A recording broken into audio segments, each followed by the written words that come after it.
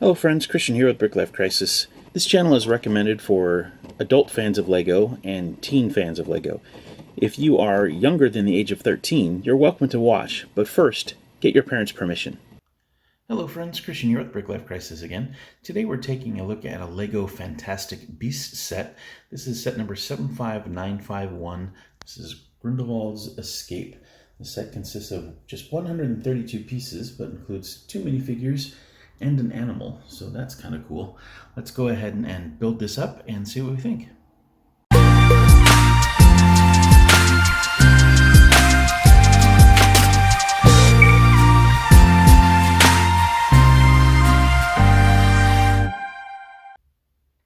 Okay, so there was a small handful of extra pieces, including a couple of additional wands, as you can see there.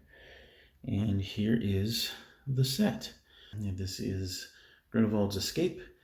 As you can see, we have Grindelwald and Serafina Pickery, and then the coach.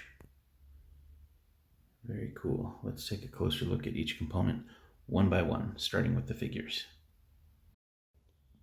All right, first up here is Grindelwald.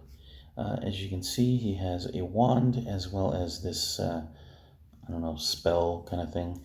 We've seen this in superhero sets before. If you just push on the side, it'll go shooting across the room, never to be found again. A really nice print on the torso that leads down onto the waist and legs. And the facial print is good as well, with the one eye that is kind of glazed over. Unfortunately, they didn't go to the expense of doing a dual mold on the leg, which would have been nice to have the top half black, because then the jacket would have kind of blended over all the way. Anyway, it's not a bad figure, but it could be better. I think the dual molding would have been really nice. There's a little bit of print there on the back, and he does have an alternate face, which is just a little bit more subdued. This is not like the collectible minifigure, where it's actually 2 figures in one. This is just Grindelwald, not Percival Graves. So anyway, not a bad figure, not a perfect figure. Decent torso print. I just wish there was the dual molded legs, as I said. And next up we have Serafina Pickery. This one is pretty nice as well. She also has the kind of magic spell thing there, and a purple wand, which is kind of fun. A nice face print there with a little bit of hair hanging down from the sides. The print on the torso is quite nice. I like that quite a bit. Unfortunately, she fell over. Unfortunately, the skirt piece does not have any print, and it just looks really plain on the bottom. And again, on the back, there's no print on the skirt piece. The waist print is fine, but I don't know. I wish there was a little bit of print on the skirt. No alternate face, as you saw, but beyond that, from the top up, it's a good figure, but it needs a little something extra on the bottom. I think it's just a little plain. And here is our coach being driven by a Thestral. Let's go ahead and take a look at the Thestral and then the coach. And this is the Thestral. It is sufficiently creepy looking, with the kind of spooky face and clawed feet, the wings with the talon. It's really nicely done, kind of a spiky tail, and I like what they've done on the wings, where it's almost a little bit clearish towards the back. I put my hand down there, you can see it a little bit better. It just kind of fades from the black into a almost see-through kind of material. It's really nicely done. And then they build up just enough on the inside so that you can put some, there's like this bar element right here that attaches to the reins of the coach. Let's go ahead and put that on and then take a look at the coach itself. So there it is, the Thestral and the coach. Up at the front of the coach, there's a seat for a driver, and then these sort of reins, I suppose.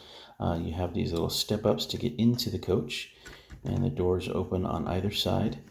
There is a bit of a seat there on the inside. Let me take the roof off and we can get a little more light in there. Oops.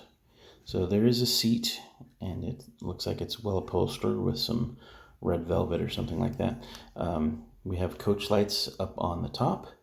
I like these wagon wheels, and the differential in the sizes I think is a nice detail as well. On the back there is room for a trunk or something like that. It doesn't include anything like that, but you could put like one of those Lego treasure chests or something back there if you wanted to.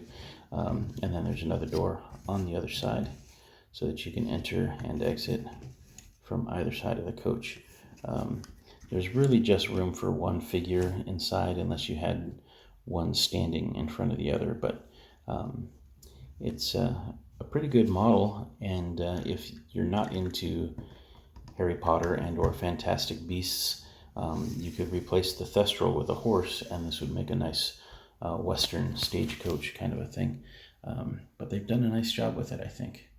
I'm very pleased. So this set retailed in the United States for about $20, which for the piece count of 132 is not great, but considering it comes with a large animal and some other relatively large pieces, 2 minifigures, it's not too bad. I got this on sale, I think, for 20% off, so $16. Is that right? Yeah, somewhere in there. But anyway, not bad, especially if you are a fan of the Wizarding World. It's got some kind of cool elements and a couple of nice figures.